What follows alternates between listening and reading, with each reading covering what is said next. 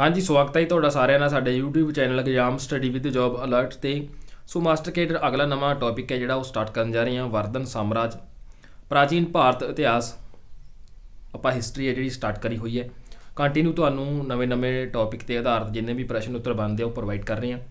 ਇਸ ਤੋਂ ਪਹਿਲਾਂ ਵਾਲੇ ਭਾਗ ਵੀਡੀਓ ਦੀ ਡਿਸਕ੍ਰਿਪਸ਼ਨ ਦੇ ਵਿੱਚ ਲਿੰਕ ਦਿੱਤਾ ਹੋਇਆ, ਉਸ ਤੇ ਜਾ ਕੇ ਰੀਡ ਜ਼ਰੂਰ ਕਰ ਲਿਓ। ਤਾਂ ਸਟਾਰਟ ਕਰਦੇ ਹਾਂ ਜੀ। ਤਾਂ ਪਹਿਲਾ ਪ੍ਰਸ਼ਨ ਹੈ, ਗੁਪਤ ਵੰਸ਼ ਤੋਂ ਬਾਅਦ ਭਾਰਤ ਵਿੱਚ ਕਿਹੜੇ ਰਾਜਵੰਸ਼ ਦੀ ਸਥਾਪਨਾ ਸੀ ਜਿਹੜੀ ਹੋਈ ਸੀ। ਸੋ ਇਸ ਤੋਂ ਪਹਿਲਾਂ ਗੁਪਤ ਵੰਸ਼ ਸੀਗਾ ਸਾਤਵਾਹਨ ਵੰਸ਼, ਕੁਸ਼ਾਣ ਵੰਸ਼, ਵਰਧਨ ਵੰਸ਼ ਜਾਂ ਫਿਰ ਚਾਲੁਕਿਆ ਵੰਸ਼ ਦੀ। ਤਾਂ ਗੁਪਤ ਤੋਂ ਬਾਅਦ ਅਗਲਾ ਜਿਹੜਾ ਭਾਰਤ ਦੇ ਵਿੱਚ ਰਾਜਵੰਸ਼ ਸੀਗਾ ਇਹਦੀ ਸਥਾਪਨਾ ਹੋਈ ਸੀ ਉਹ ਵਰਧਨ ਵੰਸ਼ ਸੀਗਾ। ਇਹੀ ਆਪਣਾ ਟੌਪਿਕ ਹੈ। ਆਪਸ਼ਨ ਡੀ ਰਾਈਟ ਆਨਸਰ ਆਏਗਾ। ਵਰਧਨ ਰਾਜਵੰਸ਼ ਦਾ ਮੋਢੀ ਕੌਣ ਸੀ? ਰਾਜਵਰਧਨ, ਅਦਿੱਤਿਆਵਰਧਨ, ਹਰਸ਼ਵਰਧਨ ਜਾਂ ਫਿਰ ਨਰਵਰਧਨ। ਤਾਂ ਵਰਧਨ ਜਿਹੜਾ ਰਾਜਵੰਸ਼ ਹੋਇਆ ਤਾਂ ਇਸ ਦਾ ਜਿਹੜਾ ਮੋਢੀ ਸੀਗਾ ਉਹ ਨਰਵਰਮਨ ਸੀਗਾ। ਆਪਸ਼ਨ ਸੱਸਾ। ਤਾਂ ਨਰਵਰਧਨ ਜੋ ਵਰਧਨ ਰਾਜਵੰਸ਼ ਦਾ ਜਿਹੜਾ ਮੋਢੀ ਹੋਇਆ, ਆਪਸ਼ਨ ਸੱਸਾ ਰਾਈਟ ਆਨਸਰ ਆਏਗਾ। ਵਰਧਨ ਰਾਜਵੰਸ਼ ਦੇ ਸਭ ਤੋਂ ਪ੍ਰਸਿੱਧ ਸ਼ਾਸਕ ਹਰਸ਼ਵਰਧਨ ਦਾ ਸ਼ਾਸਨ ਕਾਲ ਕਿਹੜਾ ਸੀ? ਇੱਥੇ ਹੋਰ ਵੀ ਕੁਐਸਚਨ ਬਣਦਾ ਹੈ। ਵਰਧਨ ਰਾਜਵੰਸ਼ ਦਾ ਸਭ ਤੋਂ ਪ੍ਰਸਿੱਧ ਸ਼ਾਸਕ ਕੌਣ ਹੋਇਆ? ਤਾਂ ਉਹ ਹੋਇਆ ਹਰਸ਼ਵਰਧਨ। ਅਤੇ ਇਹਦਾ ਸ਼ਾਸਨ ਕਾਲ ਕੀ ਸੀ? ਸਮਾਂ ਕਿਹੜਾ ਸੀ? ਕਿੰਨੇ ਈਅਰ ਤੋਂ ਕਿੰਨੇ ਈਅਰ ਸੀ? 605 ਤੋਂ 640, 606 ਤੋਂ 647, 606 ਤੋਂ 640 ਜਾਂ 610 ਤੋਂ 645। ਤਾਂ ਹਰਸ਼ਵਰਧਨ ਜਿਹੜਾ ਸ਼ਾਸਨ ਕਾਲ ਸੀ ਉਹ 606 ਤੋਂ 647 ਸੀਗਾ। ਆਪਸ਼ਨ ਆੜਾ ਰਾਈਟ ਆਨਸਰ ਆਏਗਾ।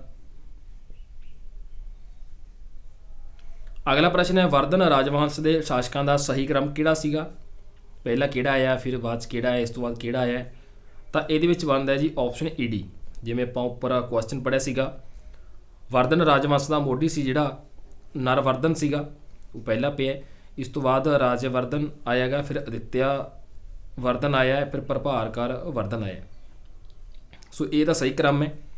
Option E D right answer ਆਏਗਾ।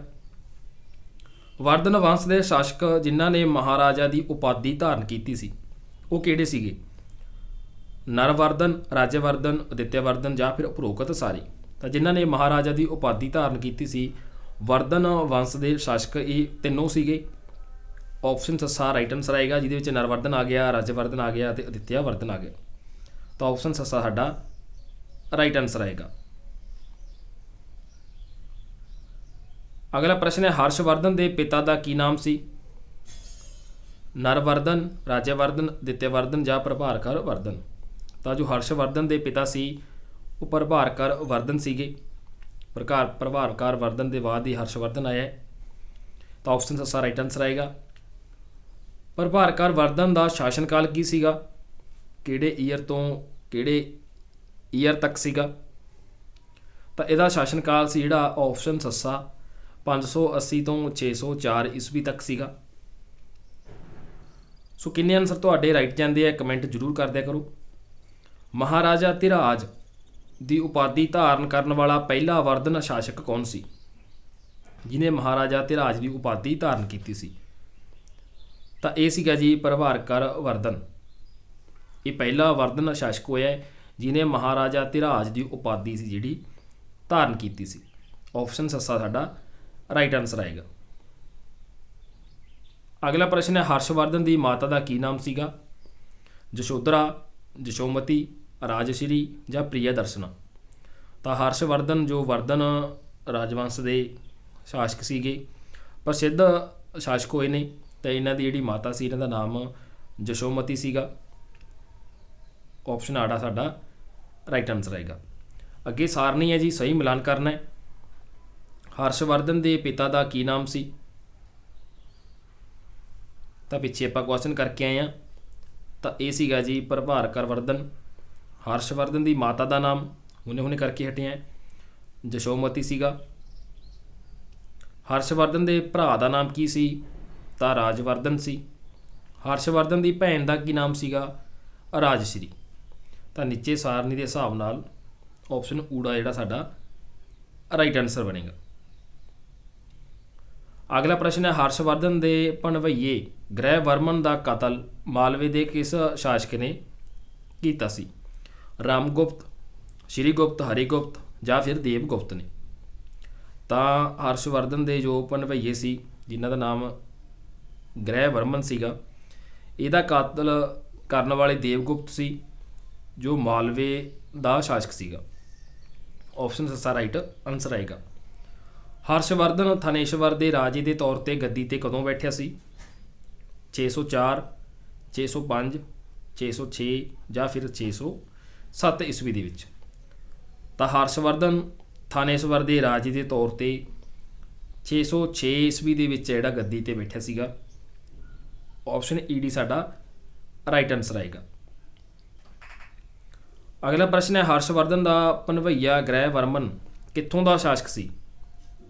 ਮਾਲਵੇ ਦਾ, ਕਨੌਜ ਦਾ, ਥਾਨੇਸ਼ਵਰ ਦਾ ਜਾਂ ਵੱਲਵੀ ਦਾ? ਤਾਂ ਇਹ ਸ਼ਾਸਕ ਸੀ ਜਿਹੜਾ ਕਨੌਜ ਦਾ ਸੀਗਾ। ਜੋ ਭਣਵੱਈਆ ਸੀ ਰਾਜੇ ਹਰਸ਼ਵਰਧਨ ਦਾ ਗ੍ਰਹਿ ਵਰਮਨ, ਤਾਂ ਇਹ ਕਨੌਜ ਦਾ ਸੀਗਾ ਅਤੇ ਮਾਲਵੇ ਦੇ ਸ਼ਾਸਕ ਨੇ ਜਿਹੜਾ ਇਹਨੂੰ ਮਾਰਿਆ ਸੀ। ਹਰਸ਼ ਚਰਿਤ ਕਿਸ ਦੀ ਰਚਨਾ ਹੈ? ਮੋਸਟ ਇੰਪੋਰਟੈਂਟ ਕੁਐਸਚਨ ਹੈ ਇਹ। ਹਰਸ਼ਵਰਧਨ ਦੀ, ਹਿਊਨ-ਸਾਂਗ ਦੀ, ਚਾਣਕੀਏ ਦੀ ਜਾਂ ਫਿਰ ਬਾਣਭੱਟ ਦੀ? ਤਾਂ ਹਰਸ਼ ਚਰਿਤ ਜਿਹੜੀ ਰਚਨਾ ਹੈ ਇਹ ਬਾਣਭੱਟ ਦੀ ਹੈ। ਆਪਸ਼ਨ ਸੱਸਾ ਰਾਈਟ ਆਨਸਰ ਆਏਗਾ।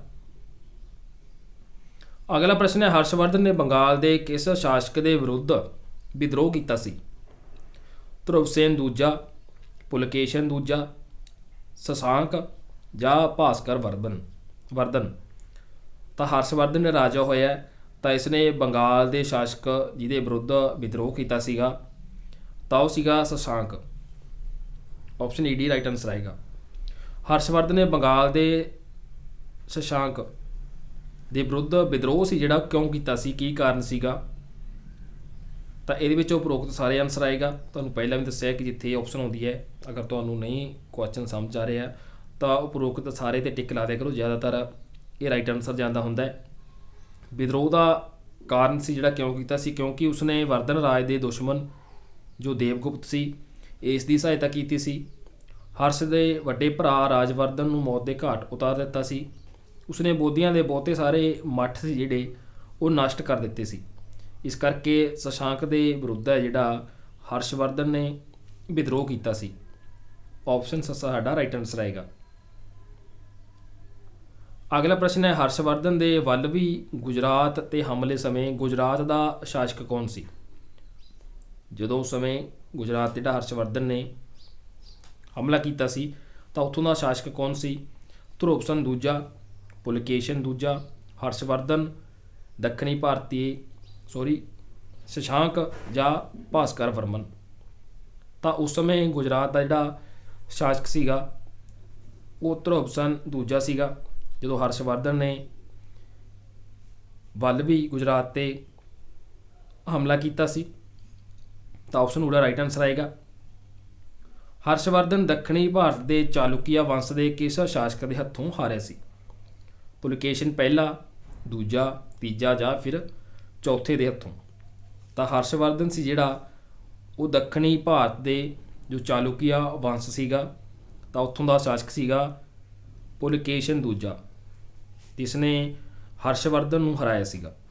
ਆਪਸ਼ਨ ਆੜਾ ਸਾਡਾ ਰਾਈਟ ਆਨਸਰ ਆਏਗਾ।